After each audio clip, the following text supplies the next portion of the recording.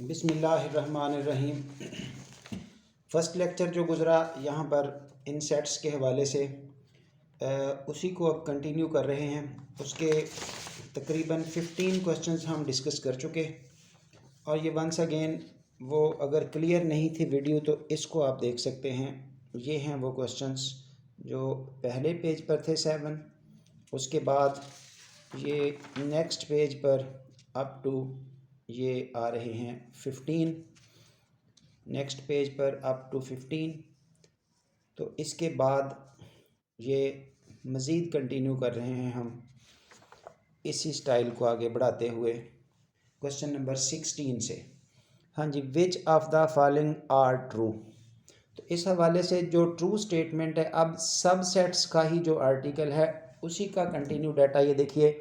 जो सबसे smaller set होता है जिनके बेस कह लें उसकी, वो हो गया नेचुरल नंबर्स। नेचुरल नंबर्स सब सेट होता है आगे होल नंबर्स का। होल नंबर्स सब सेट होते हैं इंटीजर्स के। इंटीजर्स आगे सब सेट होंगे रैशनल्स के। रैशनल आगे सब सेट होगा रियल नंबर्स का। और रियल्स आगे सब सेट होगा इस तरह से कम्प्लेक्स नंबर्स का, सी फॉर कम्प्लेक्स। तो अब इस स्ट्रक्चर को देखते हुए आपसे कोई भी इसके अलावा क्वेश्चन पूछा जा सकता है। ये देखिए ना, n इज सबसेट w, तो n is also subset z, n is also subset r।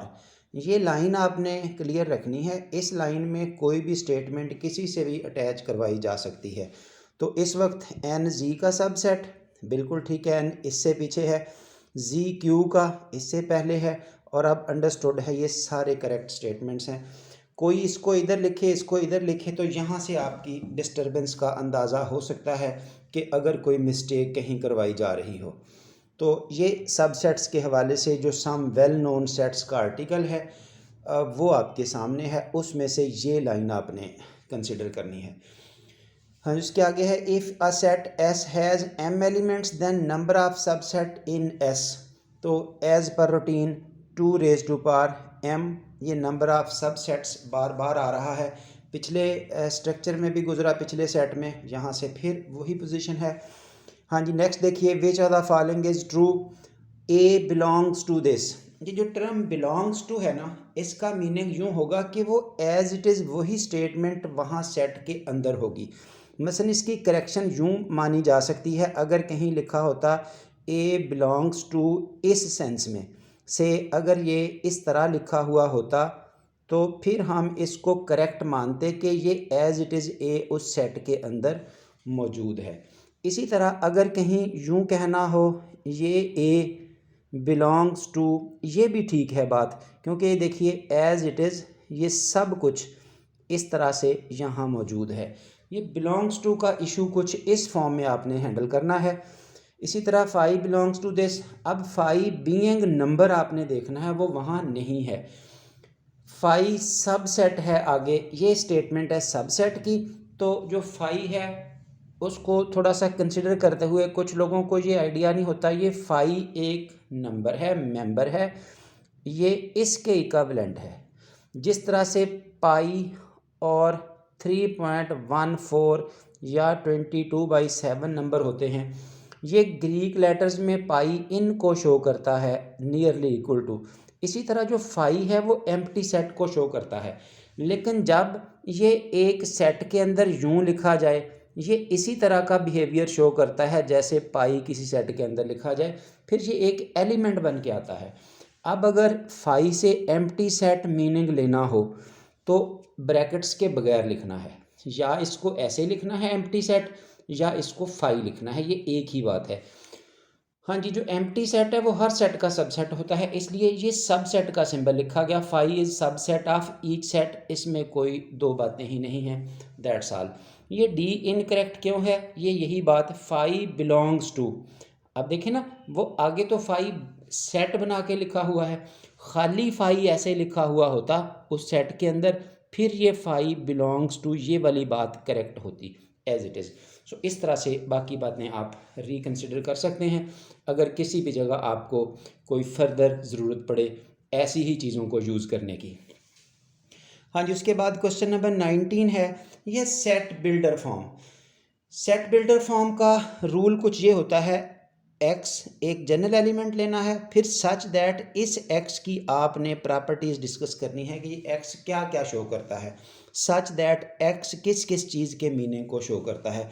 जो होता है ना यूनियन का तरीका होता है कि वो एलिमेंट जो या तो फर्स्ट सेट में हो या सेकंड में हो, या दोनों में कहने की ज़रूरत नहीं है, जो फर्स्ट में हो है या सेकंड में है, अंडरस्टूड है। अगर कोई दोनों में है तो वो आर वाली कंडीशन को पूरा करता है, और हम ये पिछले लेक्चर में बता चुके हैं। ये देखिए मैं फिर सामने लिख रहा हूँ, ये आर का सिंबल है कौन से वाला, ये जो इस तरह से लिखा जाता है ये आर का सिंबल है।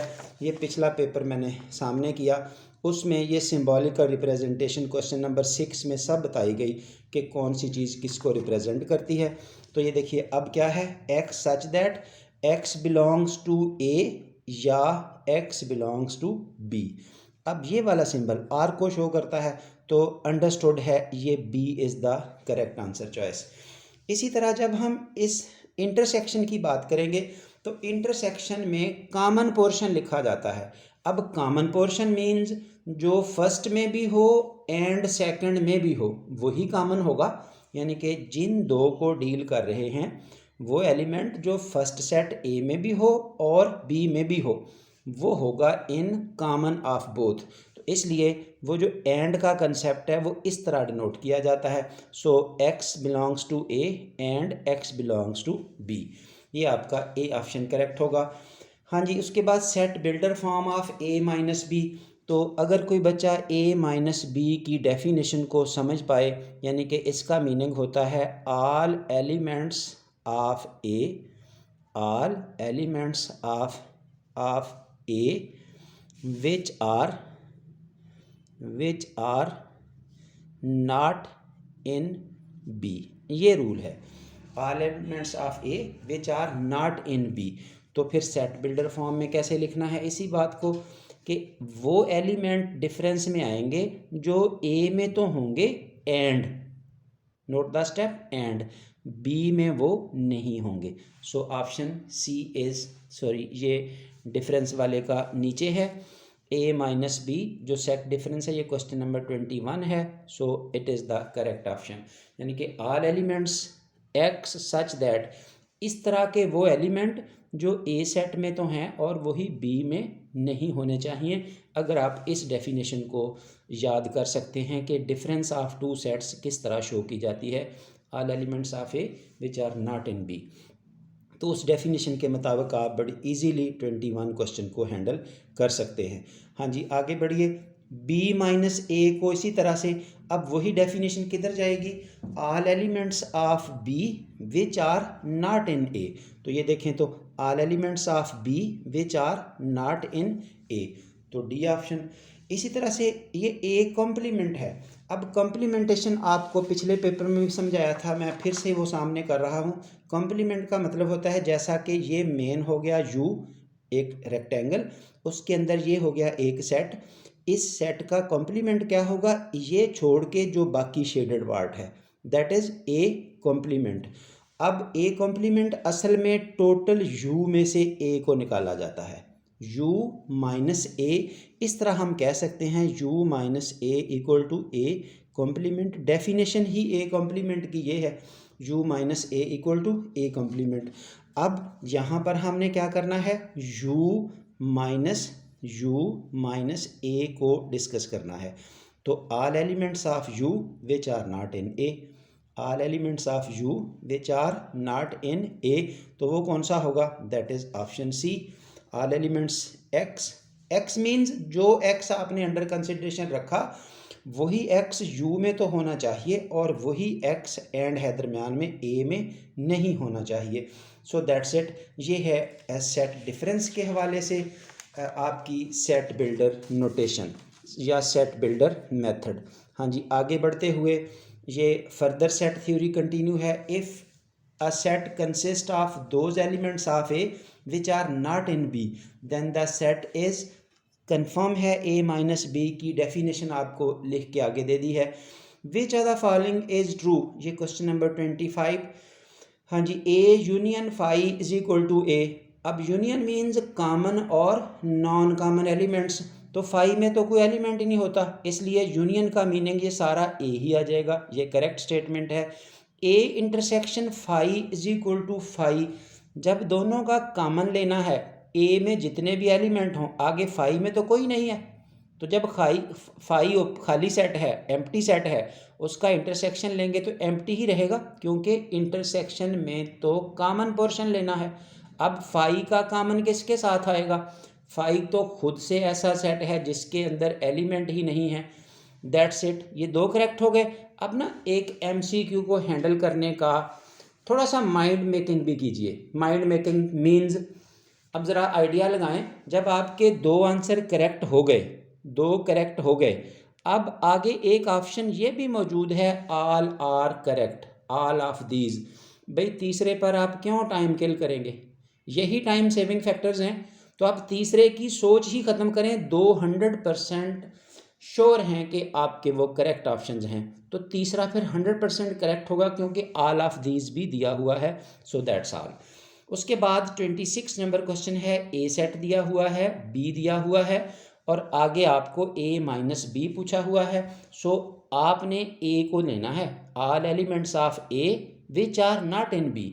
ये देखिए, ये 1 बी में नहीं है, तो बिल्कुल डिफरेंस में आएगा, इस डिफरेंस में 1 होगा। 2 ए में है, उधर नहीं है, 100% डिफरेंस में होगा। आगे 3 ए में है, बी में बी है, वो नहीं होगा इधर। आगे हमें इस 4 से गर्ज नहीं है, we are not interested with 4। क्यों? डेफिनेशन क्या है? हमने ए के एलिमेंट कंसिडर करने हैं, all elements of A which are not in B. B में जितने मर्जी हों, बी तो देखना ही नहीं है, दैट्स ऑल। सो इस वक्त 1 और 2 आपका ये करेक्ट ऑप्शन है। ज़रा क्लियर करें, अगर यही क्वेश्चन होता बी माइनस ए, फिर क्या करते? All elements of B which are not in A, B में 2 ही एलिमेंट हैं, यही हमने कंसिडर करने हैं। तो 3 में से ये 3 इधर है, इधर भी है, 4 इधर है, उधर नहीं है, तो फिर आंसर आपका होता 4। तो इस तरह से ये सेट डिफरेंस को आप क्लियर करें। मैं सेट डिफरेंस से के हवाले से मज़ीद बात कर दूं, ऐसे क्वेश्चन पूछ हो रहे होते हैं, n minus W equal to what, w minus N equal to what. अब देखिए, all elements of n which are not in w, तो सब के सब हैं, इधर कोई आंसर नहीं आएगा। w के वो एलिमेंट जो n में नहीं हैं, ये एक सिंगल एलिमेंट है ऐसे। इसी तरह से n माइनस जी, इस तरह से ना ये क्वेश्चन पूछने वाला मज़ीद पूछ सकता है। So be careful. आगे बढ़िए क्वेश्चन नंबर 27 के लिए। Number of elements in a set B is 4, number of elements in power set of B. ये देखिए, पावर सेट बार बार यूज़ हो रहा है, तो दैट इज़ 2 की पावर 4 इक्वल टू 16। और अब तक जितनी दफ़ा ये यूज़ हो चुका है, 100% आपको क्लैरिफाई हो जाना चाहिए कि यहाँ कौन सी टेंशन है। हाँ जी, the number of proper subsets having 3 elements, that is another important thing. जो प्रॉपर सबसेट और इम्प्रॉपर सबसेट का इशू है, वो थोड़ा सा ज़रा क्लियर कीजिए। से एक सेट है, उसमें 1 2 3 3 एलिमेंट हैं, टोटल सबसेट होंगे 2⁻³ 8। उनमें से एक ऐसा सेट होगा जो इम्प्रॉपर है। इम्प्रॉपर कौन सा सेट होता है? जो अपने आप के इक्वल भी होता है। इसलिए हर सबसेट थ्योरी में एक सेट अपने आप के इक्वल भी आएगा, और उसको हम बोलते हैं इम्प्रॉपर सबसेट। इसलिए हर सेट का एक इम्प्रॉपर होगा, रिमेनिंग प्रॉपर होंगे।